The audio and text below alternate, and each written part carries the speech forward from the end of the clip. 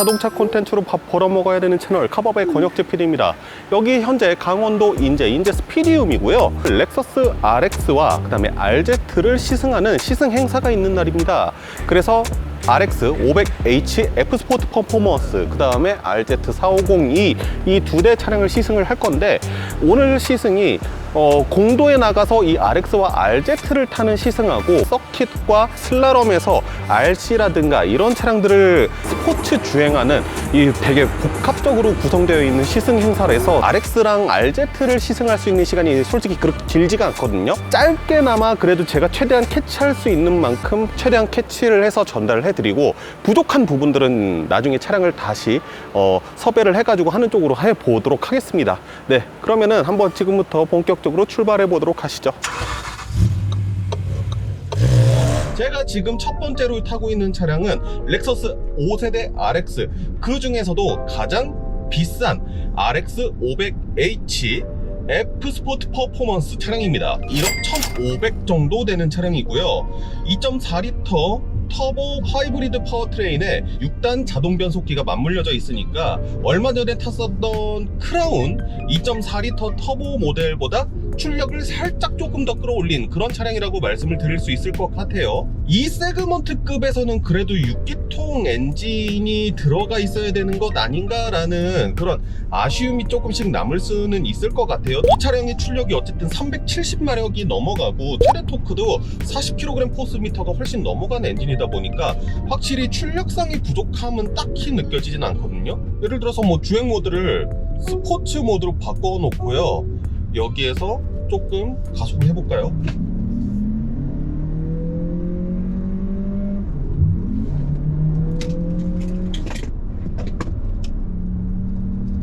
출력은 이 정도면 상당히 괜찮은 것 같고, 그리고 지금 고속 상황에서 이렇게 핸들링을 돌려봤을 때 하체 반응이라든가 이런 것도 상당히 괜찮긴 한데, 그런데 그 부분은 있을 것 같아요. 어쩔 수 없이 4기통이 따라가지 못하는 6기통만의 풍요로운 주행 질감, 실크 같은 주행 질감까지는 아무래도 따라잡기가 힘든 부분이 있죠. 4기통 터보 엔진이긴 한데 후륜 쪽에 모터가 출력이 큰 것이 배치가 되어 있다 보니까 크게 터보렉이 느껴진다라든가 어느 한 부분에서 출력이 급격하게 다운이 된다거나 그런 거는 느껴보진 못했습니다. 그런데 오늘 일단 시승 코스가 짧다는 거는 좀 감안하고 얘기를 들어주세요. 무엇보다 조금 놀랐던 거는 하체 반응성이거든요. 의외로 승차감은 조금 팽팽하게 해놓은 느낌이에요. 팽팽하긴 한데 어느 정도의 이제 여유 마진을 조금 남겨둔 거죠. 그 승차감을 해치지는 않을 정도의. 그런데 내가 여기에서 만약에 드라이빙 모드를 스포트로 바꾸고요,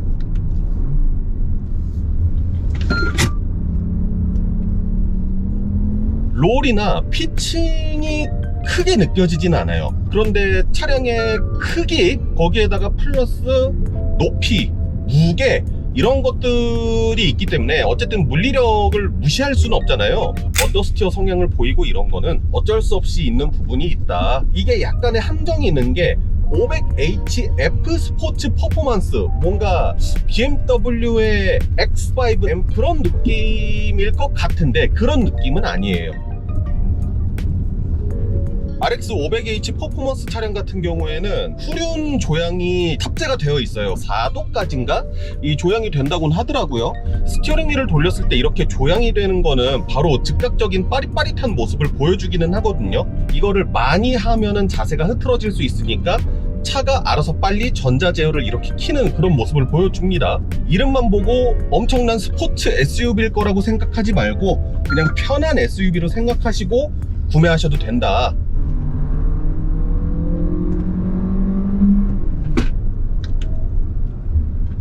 노말에다가 놓고 주행을 했잖아요. 이럴 때는 확실히 롤이라든가 피칭이라든가 좀 이런 것들이 더 느껴지긴 하네요. 패들 시프트 작동을 통해 가지고 변속을 했을 때 변속의 속도 자체는 괜찮은 편인데 이것도 사실 크라운하고 좀 비슷한 부분이 있어요. 어쨌든 6단 변속기이기 때문에 출력 대비해서는 단수가 좀 적은 느낌이 있고 마킹하는 레인지 자체가 되게 넓기 때문에 패들 시프트를 가지고 완벽하게 놀 수 있는 그런 차 차량은 아니에요. 그래서 여러모로 봤을 때 스포츠 드라이빙을 위한 차량은 아니다. 대신에 크라운때 2.4L 터보 이거 출력 되게 높고 좋긴 한데 브레이크가 살짝 아쉬운 것 같아요 라고 했잖아요. 이번에 브레이크가 상당히 큰 게 들어갔더라고요. 그래서 제동적인 부분은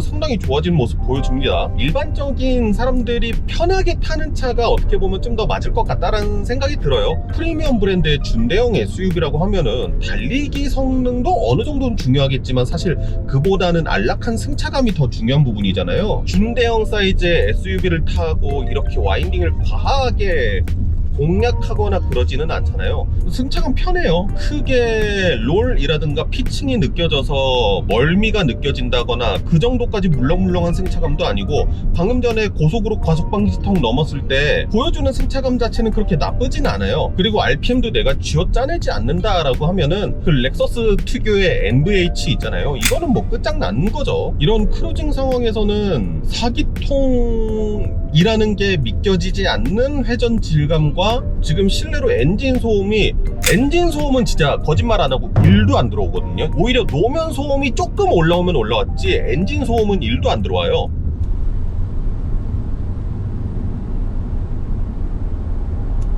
아무 말도 안 하고 진짜 느껴봐야지 하고 방금처럼 입 다물고 있으면은 약간 바람 소리처럼 들리는 게 있는데 그게 엔진 소리입니다. 그러니까 MVH는 상당히 잘 틀어 막았는데 지금처럼 정지했다가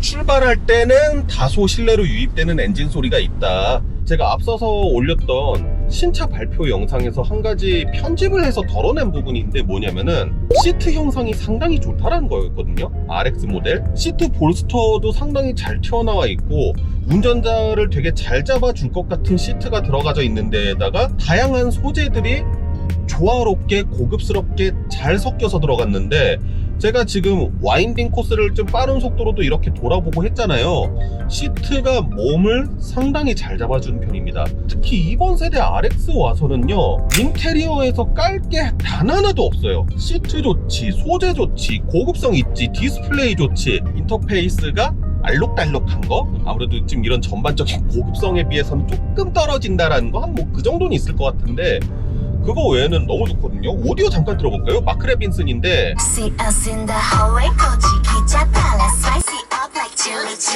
어둠 속을 홀로 걷던 세상의 끝에 서 있던 전에 ES 탔을 때도 말씀드렸지만 이 마크 레빈슨 확실히 울림이 있는 노래에서는 되게 좋은 느낌 들려줍니다. 일단은 말씀드렸다시피 오늘 시승 되게 짧기 때문에 RX에 대한 시승 소감은 일단 이 정도까지 말씀드릴 수 있을 것 같습니다. RZ450이 렉서스 최초의 전용 플랫폼의 전기차 드디어 타보게 되었습니다. 기어노브가 기아 차들에 보면은 이런 다이얼 노브랑 비슷하다고 되어 있는데 약간 특징적인 게 이 테두리를 누른 상태에서 돌려야지 돌아갑니다. 아무래도 이 페일리어를 방지하기 위한 방식이 아닌가라고 생각이 드는데 한참 좀 헤맸네요. RZ를 소개하면서 많은 담당자분들이 렉서스다운 주행 질감을 구현하기 위해서 상당히 노력하셨다라는 말씀을 많이 하셨어요. 그래서 과연 렉서스다운 것이 무엇일까 라는 생각을 많이 해봤는데 우리가 렉서스라고 하면은 가장 많이 생각하는 게 결국 NVH에 있어서 정숙성인 거잖아요. 전기차가 가지고 있는 이점이 확실히 많긴 많죠. 조용하고 진동도 없고 그런 부분들. 그런데 그거는 렉서스만 할 수 있는 건 아니잖아요. 모든 브랜드의 전기차가 다 그런 성향을 보이고 있기 때문에 그 부분이 어떤지 한번 중점적으로 느껴보려고 해요. 일단은 익스테리어 디자인을 봤을 때 좀 둥글둥글하니 생겨가지고 전장하고 전폭이 큰데 이 전고 자체는 조금 낮은 느낌이 있거든요. 국내 차량 중에서는 GB70하고 좀 비슷한 전장을 가지고 있는데 GB70에 비해서 거의 10cm 정도가 더 길단 말이에요. 그리고 BMW iX3랑 비교했을 때도 조금 더 길어요, 이 차가. 그러니까 아무래도 더 전장이 낮아 보이죠, 외관상으로 봤을 때. 근데 실내에 앉아보면은 시트 포지션은 어느 정도는 된다라는 느낌이 있어요. 사실 제일 궁금했었던 거는 전용 구동 기반의 전기차라는 거였거든요. 사실 폴스타 같은 경우에도 폴스타2가 처음에 전륜구동 기반의 전기차였잖아요. 그러다가 이번에 플랫폼에 어느 정도 변화를 꽤 하면서 후륜구동 플랫폼의 전기차가 됐단 말이에요. 처음부터 강력한 토크가 발휘가 되기 때문에 구동 손실을 줄이려고 후륜구동의 전기차를 선택하는 경우가 많은데, 얘는 왜 전륜구동 베이스의 전기차가 될 수밖에 없었나. 물론 4륜구동이긴 하지만은 전륜의 모터가 더 강하거든요. 그래서 그런 것들이 주행을 했을 때 문제가 없나 라는 좀 걱정을 해봤는데, 앞차랑 간격이 조금 멀어졌으니까 급가속 한 번만 해보겠습니다.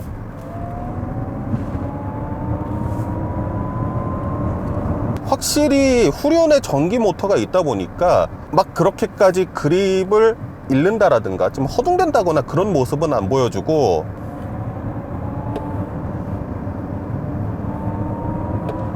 네, 그때그때 즉각적인 반응을 보여주기는 합니다. 일반적인 주행 상황에서는 뭐 그렇게 문제가 될 부분은 없을 것 같다. 회생제동 같은 경우에는 이 패들 시프트처럼 되어 있는 이 모양을 가지고 또 조절을 할 수가 있어요. 현대기아에서 많이 봤던 방식 중에 하나죠. 회생제동을 지금 현재 제일 무겁게 하고 주행을 하고 있는데요, 생각보다 그렇게 무겁다는 느낌은 아닙니다. 현대기아의 회생제동을 3단계 I 페달 뭐 이런 쪽으로 하면은 엑셀 페달에서 발을 확 뗐을 때 앞으로 조금 숙여질 정도의 그런 회생제동력을 보이는데, 그 정도까지는 아닌 느낌이 있고요. 좀 재미있는 게 이 차량의 리어 램프가 L자 형상으로 이렇게 되어 있는데, 이 회생제동을 했을 때 이게 제동을 외부에 표시를 해줬냐, 그러니까 뒤에 브레이크 등이 들어오냐가 계기판상의 밑에 하단 부분에 표시가 되거든요. 이거는 좀 재밌네요. 회생제동을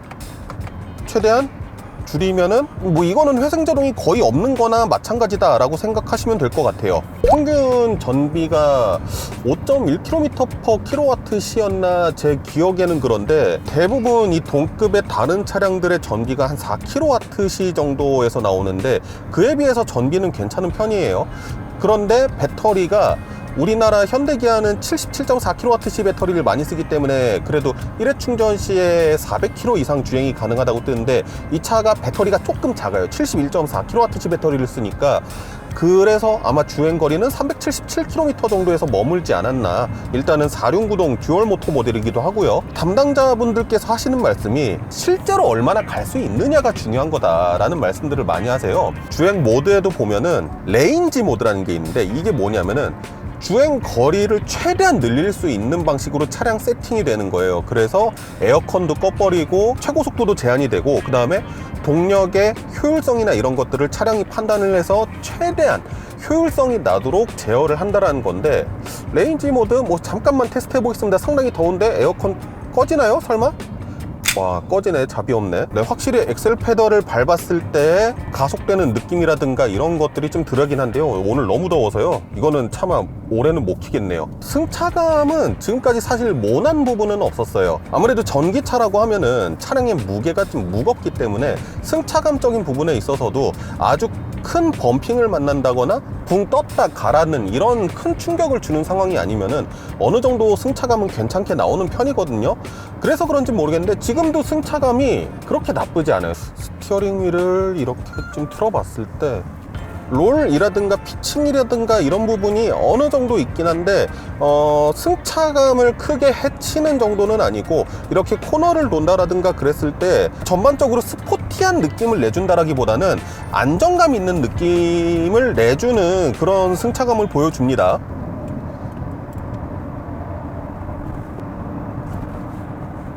노면에 대한 접지력도 그렇게 나쁘진 않은 것 같아요. 이게 타이어를 한번 확인을 해봐야 될 것 같은데, 타이어가 뭐 아주 좋아서 그런 거라기보다는 무거우니까 그냥 눌러서 쭉 가주는 듯한 그런 느낌이 조금은 있어요. 이게 렉서스에서 얘기한 렉서스다운 전기차라고 하면은 수긍은 됩니다. 부드럽고 조용하고 안정적이고, 그리고 승차감의 세팅도 나쁘지 않고 편하고, 오히려 승차감적인 부분만 본다라고 하면은 기존의 렉서스를 좋아하시던 분들은 제가 방금 전에 시승했던 RX보다는 RZ의 승차감을 조금 더 좋아할 수도 있을 것 같다라는 생각은 들어요. RX는 나름의 팽팽함을 기반에 두려고 했던 승차감 세팅이 보이고요. 이 차는 묵직하고 안정적인 느낌의 기반의 승차감이다라는 게 느껴지거든요. 렉서스가 보통 마크 레빈슨 오디오를 넣는데 이 차에 파나소닉 오디오 들어갔다 그랬잖아요. 전기차가 오히려 이런 음악이라든가 음질 같은 거 표현하는 데 있어서는 더 중요하거든요. 왜냐? 소음이 없잖아요. 얘네는 오디오로 승부를 봐야 되는 애들인데 굳이 파나소닉을 넣었다? See us in the hallway, spicy up like chili. 어둠 속을 홀로 걷다. 제가 여태까지 들었던 마크 레빈슨은 조금 더 이런 웅장한 음악들을 상당히 잘 살려주는, 약간 오케스트라 쪽을 잘 살려주는 듯한 오디오였는데, 파나소닉 오디오는 베이스가 되게 좋네요. 렉서스 나름대로는 조금 더 젊은 층 취향의 오디오를 한 것이 아닐까라고 조심스럽게 추측을 해볼 수 있을 것 같은데, 마크 레빈슨에 비해서는 조금 아쉬운 오디오긴 하네요. 일단은 아이고, 또 시승이 끝났네. 시승 코스가 되게 짧아가지고 좀 자세하게 설명을 드리고 싶긴 한데 그게 조금 한계가 있네요. 네, 이렇게 5세대 RX와 RZ 시승을 마쳤고요. 시승 기간이 조금 짧아가지고 더 자세하게 알려드리고 싶었던 부분들이 있는데, 그 부분은 제가 나중에 차량을 섭외를 해가지고 다시 한번 시승을 해보는 쪽으로 하면 좋을 것 같아요. 렉서스가 얘기하는 렉서스다운 전동화라는 느낌이 대충 어떤 느낌인지는 알 것 같아요. 편하게 탈 수 있으면서도 안정감을 줄 수 있는 그런 세팅으로 좀 해놓은 것들이 일단은 보이거든요. 일단 두 모델 다 시승했을 때 승차감이 상당히 괜찮은 편이고, 특히 RZ는 좀 놀라울 정도의 승차감을 보여줍니다. 오히려 RX보다 조금 더 승차감이 나은 것 같다라는 생각이 들 정도로 괜찮은 승차감을 보여주고요. RX 같은 경우에는 뭐 4기통밖에 없는 게 좀 아쉬운 분들이 계실 수도 있을 것 같은데, 이게 4기통인지 모르다는 기자분도 오늘 실제로 계셨거든요. 크루징을 하면은 엔진 소리가 실내로 안 들어와요. 그 정도로 진짜 조용함의 정수를 보여주는 차량이다. RZ 같은 경우에는 처음 브랜드에서 제작한 전용 플랫폼의 전기차다 보니까 이래저래 아쉬운 것들이 조금은 있을 수 있는데, 근데 그런 것들을 상회할 만한 거, 일단 첫 번째로 승차감을 좀 볼 수가 있었던 것 같고요. 그 다음에 일단은 전비 효율성이 상당히 좋기 때문에 그 부분에 있어서도 일단은 큰 강점이 있다라고 말씀을 드릴 수 있을 것 같아요. 근데 얘는 좀 더 타봐야 될 것 같아요, 진짜. 얘는 조금 더 자세하게 좀 저도 타보고 싶다는 생각이 듭니다. 네, 그러면 지금까지 강원도 인제에서 자동차 콘텐츠로 밥 벌어먹고 살아야 되는 채널 카바백 권혁재 PD였습니다. 감사합니다.